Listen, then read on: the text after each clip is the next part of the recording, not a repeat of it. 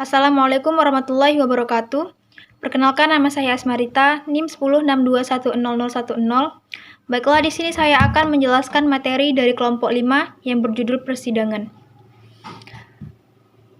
Persidangan adalah pertemuan formal di mana individu atau pihak-pihak yang terlibat dalam suatu kasus atau isu tertentu berkumpul untuk mempresentasikan argumen, menyampaikan bukti, dan mencapai keputusan yang sah. Dalam konteks hukum, persidangan ialah tahap penting dalam proses pengambilan keputusan hukum. Ini adalah tempat di mana pihak-pihak yang bersengketa seperti penggugat atau tergugat menghadapkan argumen mereka di hadapan hakim atau juri yang netral. Proses pemeriksaan perkara. 1. Pembacaan surat dakwaan. Pembacaan surat dakwaan adalah jenis surat yang digunakan dalam ranah pidana pada tahap penuntutan. Proses hakim ketua sidang meminta terdakwa mendengarkan pembacaan surat dakwaan. Jaksa membacakan surat dakwaan bisa berdiri atau duduk, dan terakhir hakim ketua menanyakan kepada terdakwa apakah ia memahami dakwaan tersebut. Jika tidak, jaksa wajib memberikan penjelasan. Selanjutnya ada eksepsi dari terdakwa. Eksepsi ini adalah tangkisan atau keberatan atau sanggahan mengenai keabsahan formal gugatan, bukan pokok perkara. Proses pengajuan. Hakim menanyakan apakah terdakwa atau penasihat hukum mengajukan eksepsi. Eksepsi dapat meliputi keberatan tentang kompetensi pengadilan. Proses tanggapan melibatkan penuntut umum atau replik dan terdakwa atau penasihat hukum. Pemeriksaan saksi-saksi. Saksi adalah orang yang memberikan keterangan tentang fakta terkait perkara pidana. Keterangan saksi merupakan alat bukti yang sah yang diatur dalam pasal 184 ayat 1 KUHP dan putusan MK nomor 65/PUUU strip 8 atau 2010.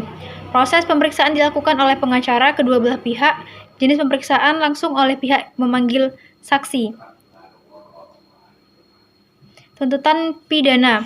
Tuntutan pidana berisi pembuktian dakwaan berdasarkan alat bukti di persidangan dan kesimpulan tentang kesalahan terdakwa. Surat tuntutan diajukan setelah pemeriksaan saksi, ahli, dan terdakwa selesai. Penuntut umum menuntut berdasarkan bukti yang cukup. Forum dialogis antara terdakwa dengan JPU. 1. Pembelaan atau pledoi. Yang kedua, replik. Yang ketiga, duplik. Selanjutnya, musyawarah hakim. Proses acara terakhir sebelum majelis hakim mengambil suatu kesimpulan atau sebelum majelis hakim mengucapkan putusan. Dilakukan dalam sidang tertutup. Sifat tertutup, hanya hakim yang mengetahui hasil musyawarah. Putusan hakim, hasil musyawarah yang bertitik tolak dari suatu dakwaan dengan segala sesuatu yang terbukti dalam pemeriksaan di sidang pengadilan. Penilaian dari putusan hakim adalah apa yang didakwakan dalam surat dakwaan tersebut, serta menilai apa yang didakwakan memang benar terbukti. Hakim harus mengutamakan keadilan di atas kepastian hukum. Jenis putusan hakim.